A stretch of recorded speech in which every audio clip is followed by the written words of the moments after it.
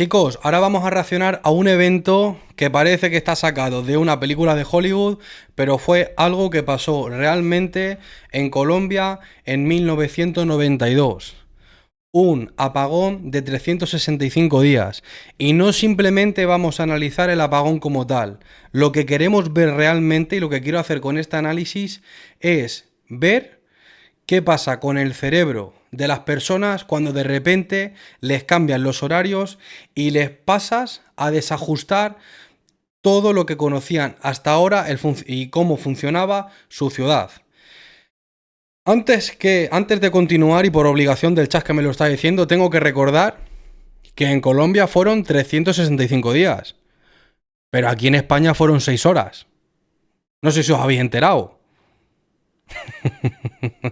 Sí, aquí en España se nos fue la luz 6 horas el año pasado e hicimos un drama espectacular. Así que no me quiero imaginar lo que fue 365 días sin luz. Vamos a mirarlo, sí que es verdad, desde un punto de vista, desde la psicología, ¿vale? Y por supuesto, ya habéis visto que estoy hablando aquí con el chat y que me están dando pues bromas y algunas opiniones, me dan bastantes opiniones. Si queréis participar activamente y queréis formar parte más cercana de la comunidad y conocerme un poco más personalmente en los tiempos libres, tenéis aquí la dirección de la cuenta de los directos, tenéis abajo el link de la plataforma verde.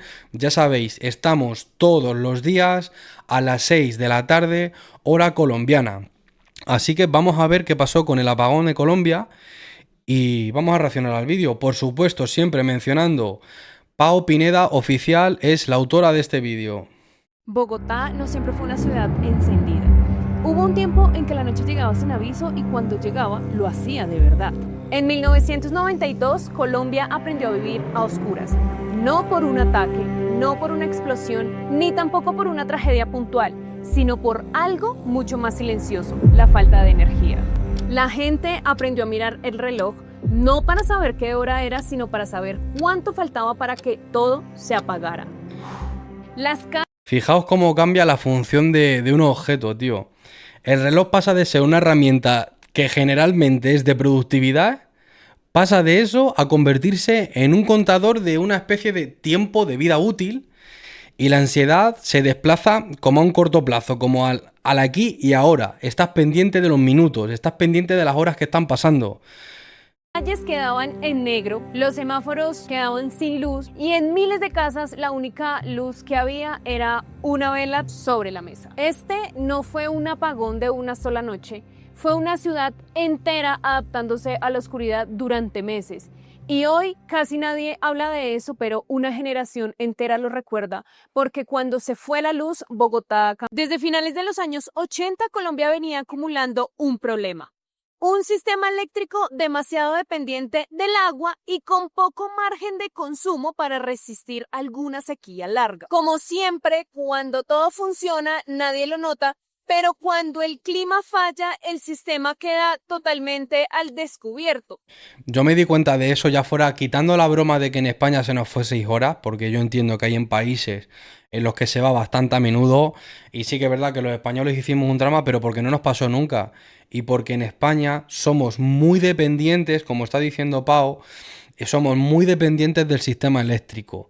Hasta el punto en el que la mayoría de los coches aquí, sobre todo en las grandes urbes como Madrid y Barcelona, los coches son eléctricos, todo va con electricidad, muchos de los motores de las fábricas van con electricidad, cosa que antes a lo mejor iban con diésel. La gente no está tan preparada para que esto pase porque nunca había pasado. Y cuando pasó, fueron solo 6 horas, pero fue un absoluto desastre, porque algo tan tonto como simplemente los semáforos que dejen de funcionar, te pueden colapsar una ciudad, puedes crear accidentes, pero es que con esos accidentes, si no tienes electricidad, no puedes, por ejemplo, cargar las bombas de los camiones de bomberos para ir a atender. Os pongo ese ejemplo. No puedes hacer muchas cosas, que son cosas que ni siquiera lo piensas. Son cosas insignificantes que dices, la luz se va, pero claro, dependen tantas cosas de la luz que empieza una cadena a fallar una cosa tras otra, tras otra, tras otra, y al final tienes un desastre pensando que realmente porque se fuera la luz no iba a pasar nada. Y fijaos lo que pasó.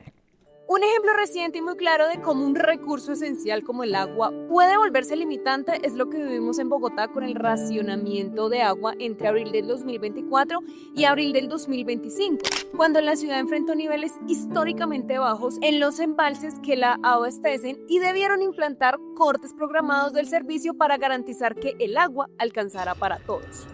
Esa medida también fue consecuencia de una escasez prolongada y extrema y mostró que cuando un recurso básico se vuelve escaso, las rutinas diarias cambian de forma radical y para todo el mundo, sin ninguna excepción. Eso ocurrió con la electricidad en 1992 y Colombia para ese momento era un país que funcionaba literalmente con el nivel de sus embalses. En los años 80 y comienzos de los 90, las ciudades crecían, el comercio se expandía, la industria, sobre todo la industria, necesitaba más capacidad para generar sus productos y el consumo eléctrico subía considerablemente. Madre mía, vaya cambio. Sí que es verdad que aquí la gente se lo tomó muy a pecho en España.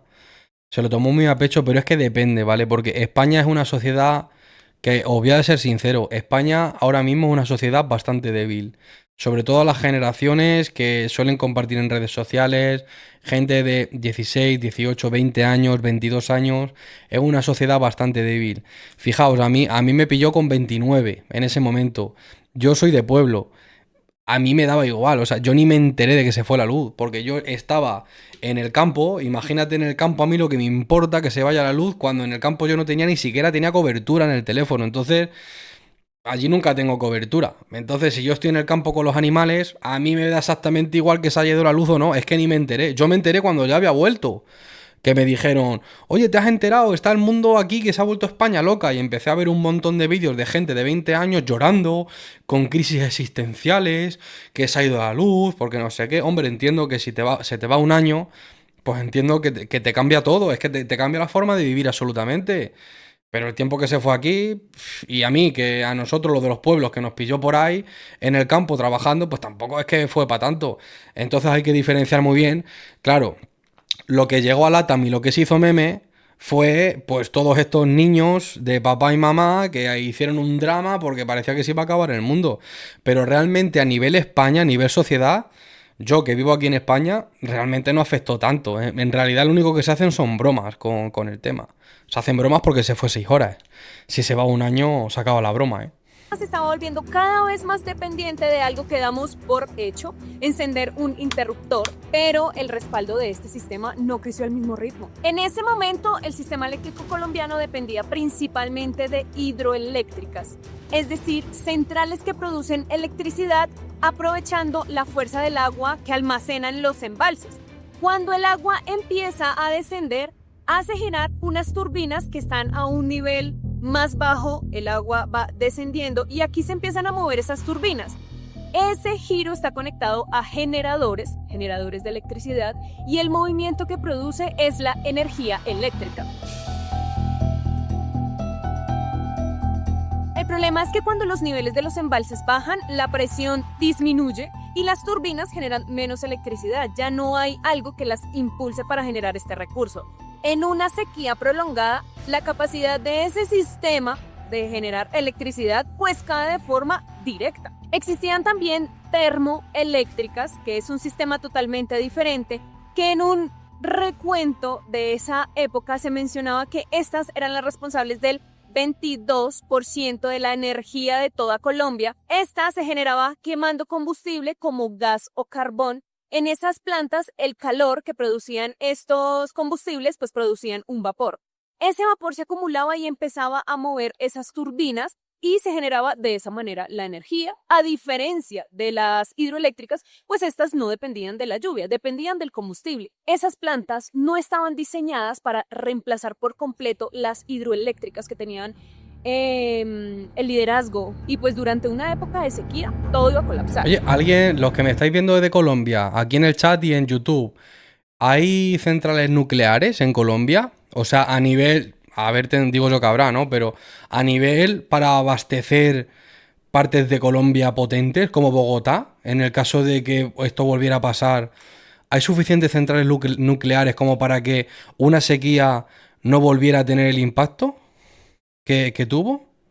Déjamelo en comentarios, por favor.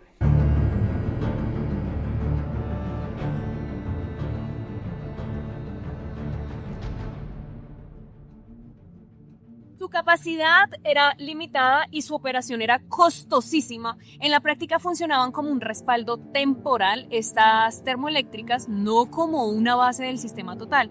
Por eso, cuando los embalses empezaron ya a quedarse sin agua y la sequía se prolongó más de lo que podían resistir, quedó claro que Colombia no tenía un plan alternativo para mantener el sistema eléctrico funcionando con total normalidad. Entre 1991 y 1992, Colombia enfrentó un episodio fuerte, el fenómeno del Niño, con sequías extensas y temperaturas altas. Y ahí viene el punto más importante. El fenómeno del Niño no creó el problema, lo reveló. Los niveles de los embalses empezaron... Es que a lo que estoy yendo, están diciendo que bueno, no sé si lo está diciendo claramente, pero que la sequía fue el problema. La sequía no fue el problema. La sequía al final es algo natural que puede pasar y punto, ¿no? Es simplemente un desastre natural que puede pasar y ya está. El problema es que tu sistema se base y se sostenga en algo impredecible como es el agua. Puede haber años de más agua y años de menos agua. Entonces, la sequía no fue la que hizo que Bogotá se quedara sin luz. La sequía hizo que se desvelara el problema de estructura que tiene Colombia con la generación de electricidad. Eso es lo que pasó realmente, al menos esa es la forma en la que lo estoy viendo yo.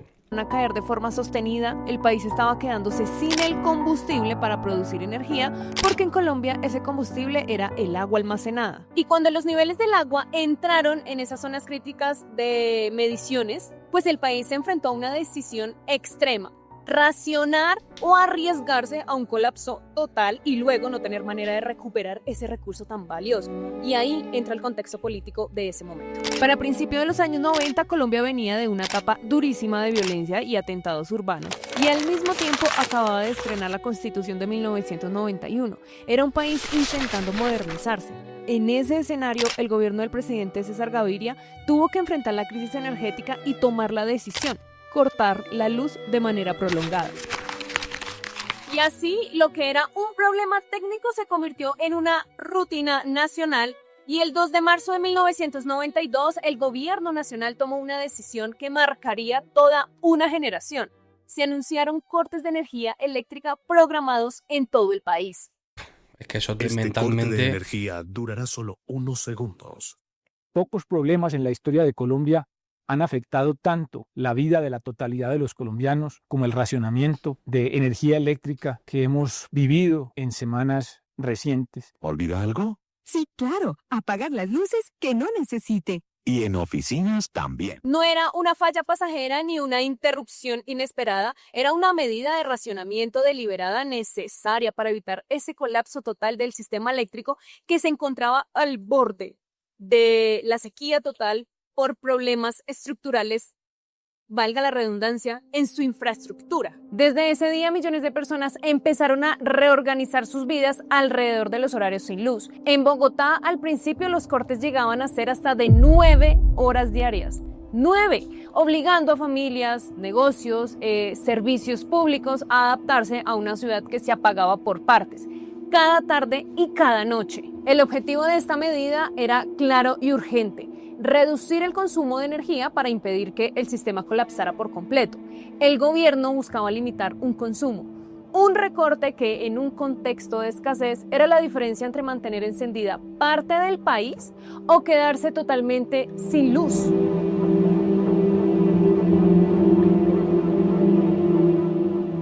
El racionamiento fue impulsado por el Ministerio de Minas y Energía bajo la dirección de Juan Camilo Restrepo y presentó una de las decisiones más incómodas de toda la administración. Pero los cortes de luz no fueron la única medida extraordinaria.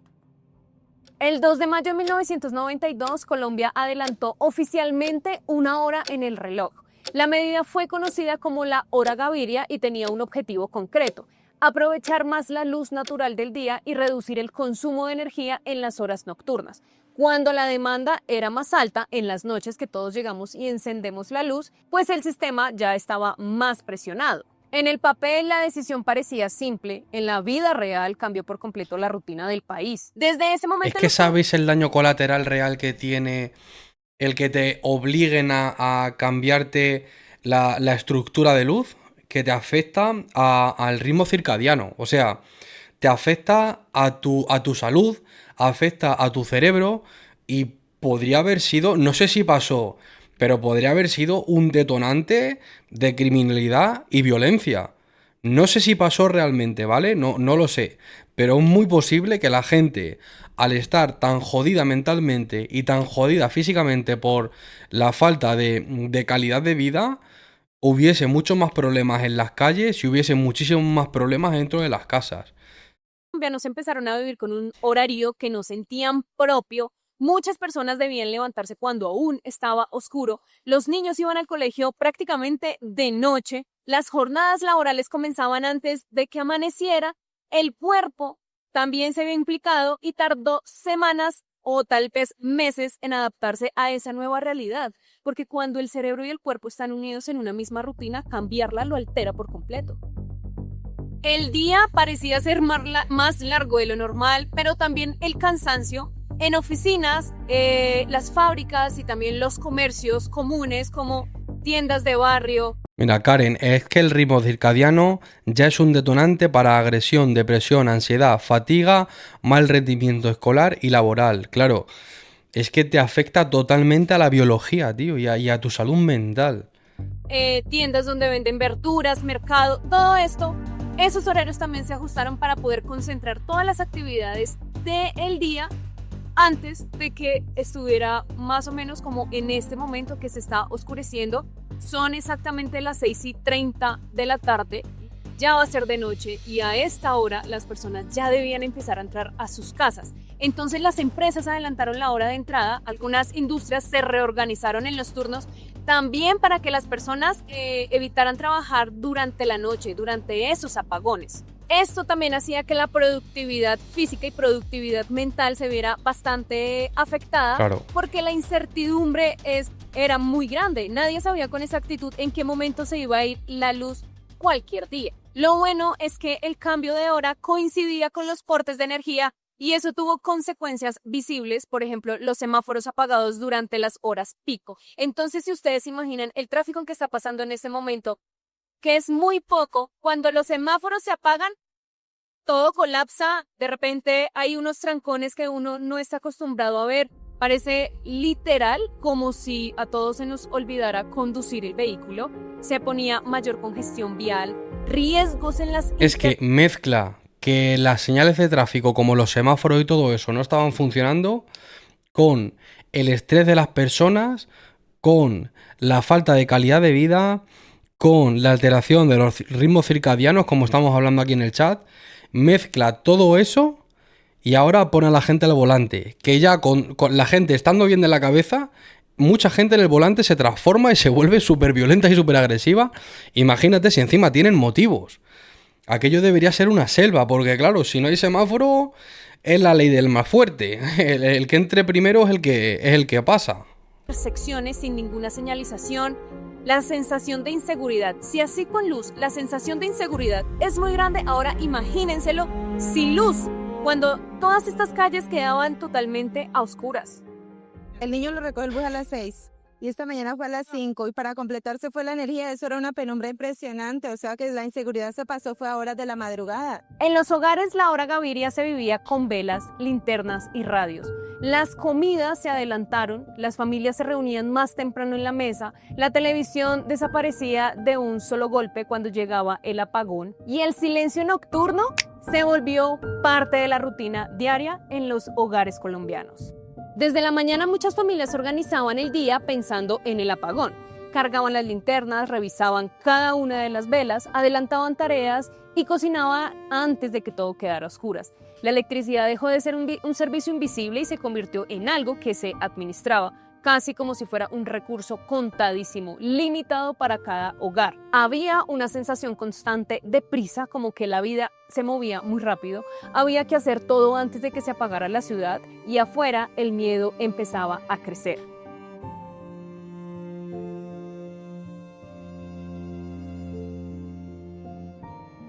En muchos sectores, caminar de noche dejó de ser una opción, la percepción de inseguridad aumentó un 100%, los robos se sentían más cercanos, más posibles, más invisibles. La hora Gaviria no fue una decisión aceptada para muchos, la verdad fue que estuvo muy confusa, agotadora y difícil, muy difícil de entender. Cambiar el reloj no solucionaba el problema de fondo, pero compraba tiempo, realmente lo hacía. Tiempo para que regresaran las lluvias y tiempo para evitar un colapso total. La hora Gaviria no terminó de un día para el otro y el racionamiento tampoco. El final del apagón fue progresivo porque el problema no se resolvió con una sola decisión política, sino con el regreso paulatino del agua a los embalses. Hacia finales de 1992, después de meses de sequía, las lluvias comenzaron a regresar de forma más constante en varias regiones del país. No fue una recuperación inmediata, pero marcó un punto de quiebre. Por primera vez en mucho tiempo, los niveles de los embalses dejaron de caer y empezaron a estabilizarse. No fue una recuperación total, fue una mejora gradual, vigilada día a día por los operadores del sistema. A medida que los embalses comenzaron a llenarse nuevamente, el riesgo de colapso disminuyó notablemente y el país empezó a salir lentamente de la emergencia. El racionamiento no se levantó de un día para otro. No hubo un anuncio diciendo mañana vuelve la luz para todos. No, el desmontaje fue gradual, cuidadoso y controlado. Buenas noticias.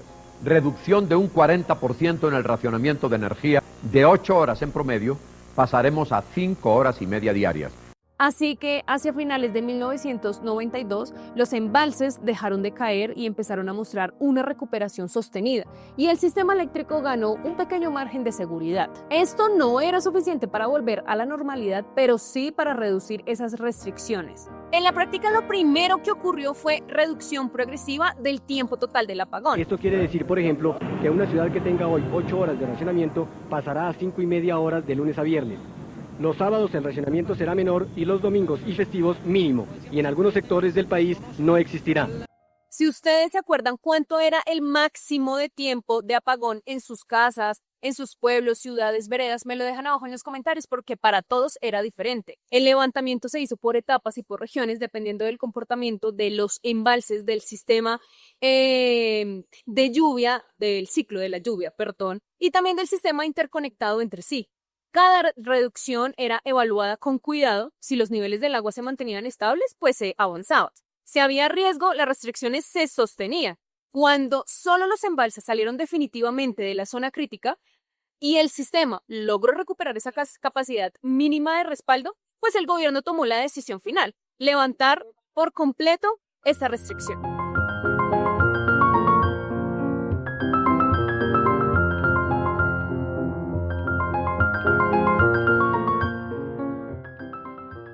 El 7 de febrero de 1993, el racionamiento eléctrico fue levantado oficialmente.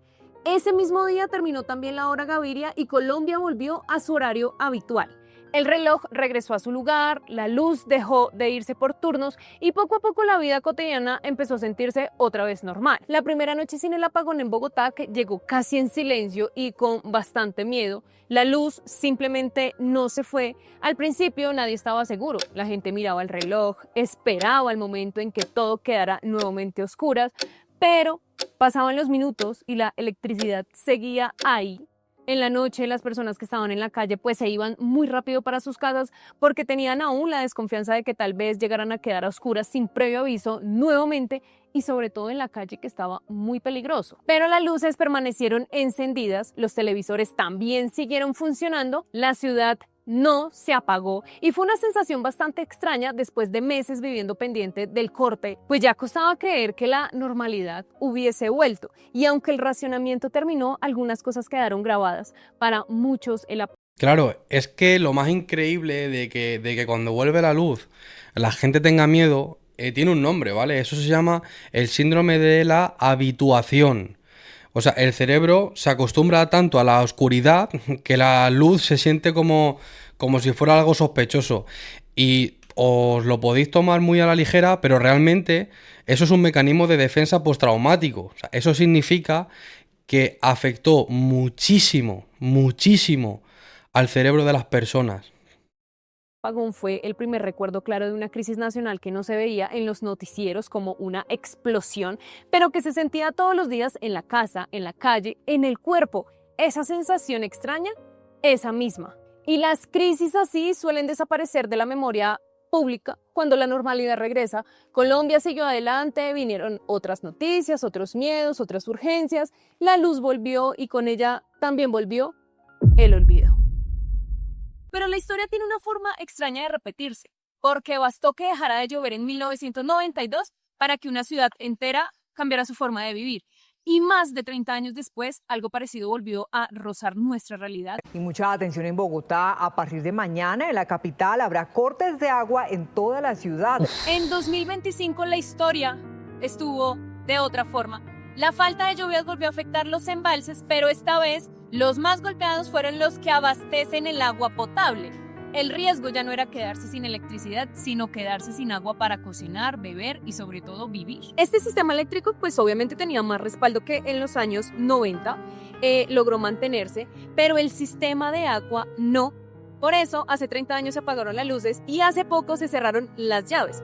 Dos momentos distintos, dos medidas distintas, pero una misma señal. Cuando deja de llover en una ciudad que depende del agua para todo, la vida cambia de inmediato. La diferencia no estaba en la crisis que se estaba viviendo, estaba en cuál de esos dos sistemas llegó primero al límite. Y quizás por eso esta historia importa hoy, porque las crisis que parecen superadas no siempre desaparecen, a veces solamente cambian de fórmula. Pues chicos, quiero hacer una pregunta. Ahora que hemos estado viendo esto, me gustaría hacer una pregunta para que me la contestéis en los comentarios, ¿vale? Por favor.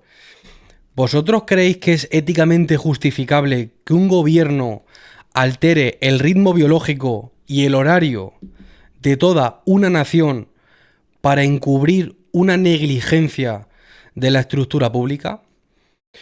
Espero que, bueno, y los que tengáis vivencias de esa época, los que hayáis vivido ese año en el 92 donde se cortó la luz, agradecería muchísimo que me dejarais vuestras experiencias o anécdotas en algunos casos en la caja de comentarios. Y por cierto, tenemos un canal de Discord donde tenemos una comunidad en la que estamos al día de todas las noticias que están pasando en Colombia y también todas las que están pasando en el mundo. Y allí podréis compartir con muchísima más gente de Colombia y ha habido gente que se ha encontrado que son de la misma ciudad e incluso vecinos a través de ese chat. Así que estáis más que invitados. Tenéis el link en la descripción. Y si me queréis ver en directo, también tenéis el link en la descripción del vídeo. Nexon Code. Un abrazo enorme, un beso y como siempre os digo, nos vemos en el siguiente vídeo.